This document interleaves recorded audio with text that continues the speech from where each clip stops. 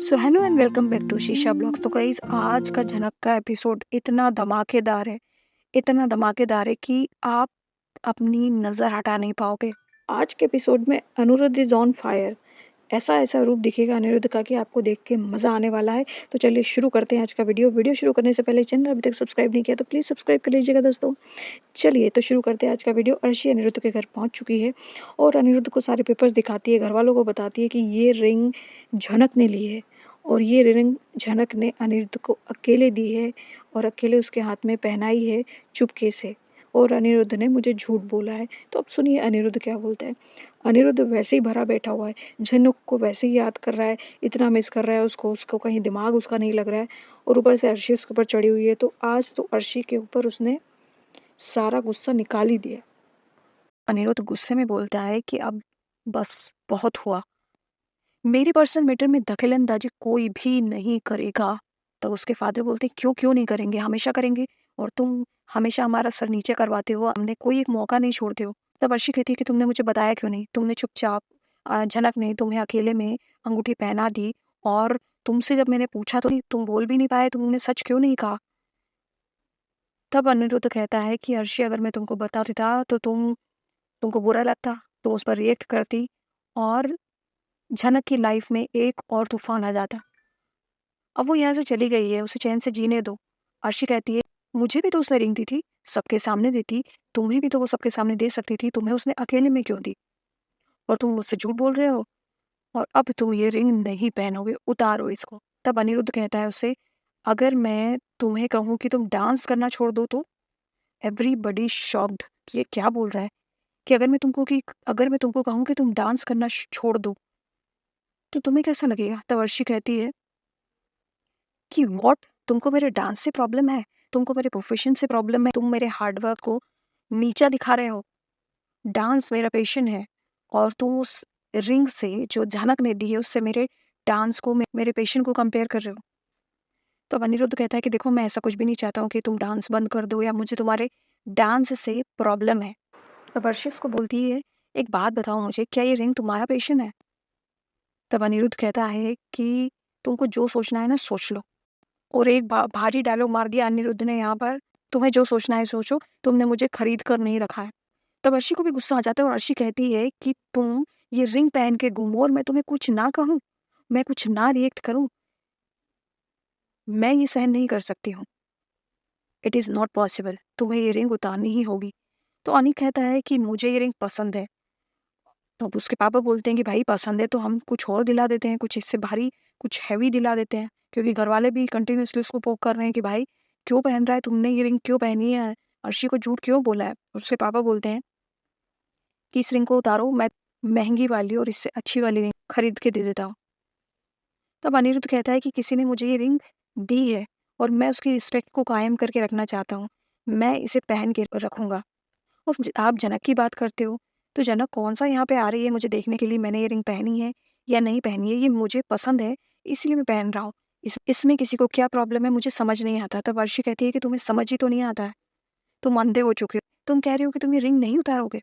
तब अनिरुद्ध कहता है, अगर मैं ये रिंग उतार दूँ, तो क्या तुम ये शादी कैंसल कर दोगी?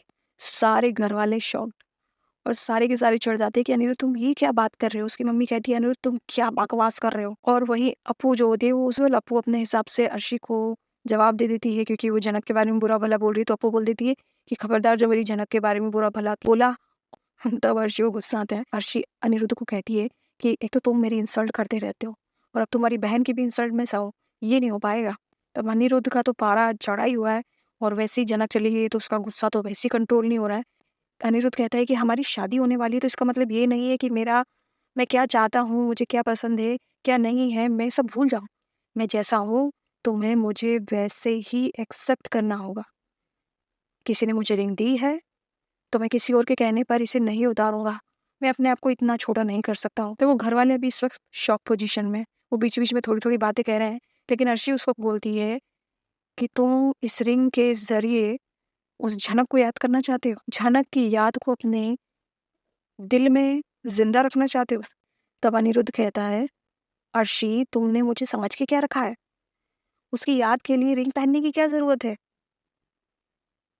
अगर वो मेरे ज़हन में ज़िंदा है तो मुझे ये रिंग पहनने की क्या ज़रूरत है? Oh my God! OMG Aniruddh ने ये क्या कह दिया? अनिरुद्ध ने कहा कि अगर वो मेरे ज़हन में ज़िंदा है तो मुझे रिंग पहनने की क्या ज़रूरत है? मुझे कोई ज़रूरत नहीं है रिंग पहनने की। और जो चलो तुमने बोला तो मैं उतार भी दूँ, तो क्या तुम मेरे दिमाग से उसको निकाल पाओगी? ये रिंग एक गिफ्ट है। किसी के कहने पे मैं नहीं उतारूँगा। जब तक मेरा मन है, तब तक मैं इसको पहनूँगा और जब नहीं होगा पहनने का मन तो मैं इसको उतार दूँगा। और सारे घरवाले ढिम-ढुम, ढन-ढन म्यूज़िक बजता है और सारे घरवाले शॉक्ड और एक-दूसरे को देखते हैं और समझ नहीं आ रहा है किसी को कि इतना सॉफ्ट स्पोकन अनिरुद्ध आखिर इतनी बड़ी बात और इतने गुस्से में कैसे बोल गया। और वही ज़ोर से सबको बोलता है कि am I clear? Am I clear? Arshi तो अपने सारे हथकंडे अपना चुकी है, गुस्सा हो चुकी है, पूरी इन्फॉर्मेशन से निकाल चुकी है। अनिरुद्ध नहीं मान रहा है तो वो करे क्या? वो गुस्सा होती है, अपना पर्स उठाती है और दन-दन करके घर से बाहर निकल जाती है। खैर फिर अनिरुद्ध जनक को कॉल लगाता है कुछ समय बाद। तो जनक कॉल उठाती है और जनक बोलती है, "सर जी आपने मुझे कॉल क्यों लगाया है?" तो अनिरुद्ध बोलता है कि मैं तुमको कॉल नहीं लगा सकता हूँ क्या? "नहीं, नहीं सर घर में कोई प्रॉब्लम हो गई है क्या?" तो अनिरुद्ध कहता है कि तुमको क्या लगता है? तो जनक बोलती कहीं मेरी रिंग की वज़ह से तो नहीं हुआ? मुझे वो रिंग आपको देनी ही नहीं चाहिए थी। तब अनिरुद्ध कहता है कि क्यों मैं तुम्हें कॉल नहीं कर सकता हूँ और तुम रिंग ना देने वाली बात कर रही हो।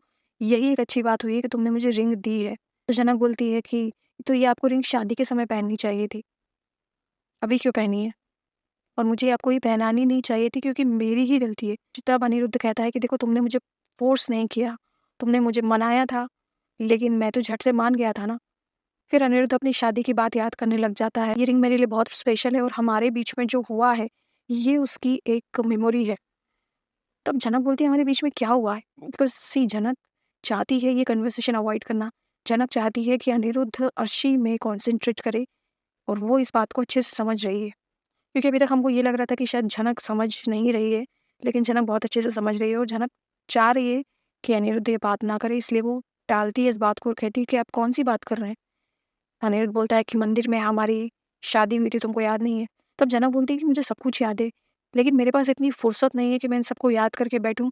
अभी मुझे वहाँ पे सेटल होना है कश्मीर में, मुझे अपने लिए काम ढूँढना है, मेरी सुरक्षा, मुझे जान की खतरा है, मुझे उसकी परवाह है। मैं इन सब चीज़ों के बीच में नहीं पड़ना चाहती हूँ, इन सब चीज़ों को याद नहीं करना चाहती हूँ और आप भी अपनी वाइफ़ को, आपकी शादी को याद करिए। आप अर्शी दीदी पर कॉन्सन्ट्रेट करिए, अपनी शादी की तैयारियाँ करिए, आपकी कुछ ही दिनों में शादी होने वाली है। अनिरुद्ध को बुरा लगता है और अनिरुद्ध कहता है कि मेरी गलती जो मैंने तुम्हें कॉल लगा दिया, मुझे तुम्हें कॉल नहीं लगाना चाहिए था। तुम अपना ख़्याल रखो, स्टेशन पे पहुँचोगी तो पुलिस वाले तुम्हें लेने के लिए आ जाएँगे, तो अपना ख़्याल रखना। और अनिरुद्ध मन में सोच रहा होता है, मैं इसको कभी फ़ोन नहीं लगाऊँगा, लेकिन ये रिंग मेरे उसकी याद है और मैं पहन के हमेशा रखूँगा। वहीं दूसरी तरफ झनक दुखी होती है, उदास होती है, रोती है और वो कहती है कि मुझे ये करना ज़रूरी है क्योंकि मैं आपका ध्यान मेरी तरफ से हटा के आशी दीदी की तरफ करना चाहती हूँ क्योंकि हमारा कोई भविष्य नहीं है। तो ये कहना होता है जनक का और फिर मॉर्निंग हो जाती है, वो बस कश्मीर आने ही वाला होता है तो इंस्पेक्टर का कॉल आता है कि आप इस स्टेशन पे नहीं दूसरे स्टेशन पे उतरो और फिर वो नकली पुलिस उसका वहाँ पर इंतज़ार करती है और वो गाड़ी में बैठ के चली जाती है और वो जो क्लाइमेक्स होता है उसमें पुलिस वाला उसका फ़ोन ले लेता है, उसकी सिम ले लेता है और जनक को शक होना तो शुरू हो जाता है, लेकिन वो आपको कल देखने को मिलेगा कल के एपिसोड में। कल के एपिसोड में अनिरुद्ध को भी ये पता चल जाएगा कि जनक किडनैप हो गई है और जनक को रेस्क्यू करने के लिए वो अपनी आशीर्वाद सेरेमनी को छोड़ के कश्मीर पहुंचने वाला है। सो आने वाले दिनों में एपिसोड्स बड़े ही इंटरेस्टिंग होने वाले हैं और बिलीव मी आज का एपिसोड बहुत ही धमाकेदार है और मज़ा आएगा आपको देख कर के तो ज़रूर देखना पूरा एपिसोड। आपको ये वीडियो कैसा लगा आप कमेंट सेक्शन में ज़रूर बताना। वीडियो अच्छा लगा हो तो प्लीज़ लाइक कर देना। प्लीज़ गाइस चैनल ज़रूर सब्सक्राइब कर देना। Thank you for watching.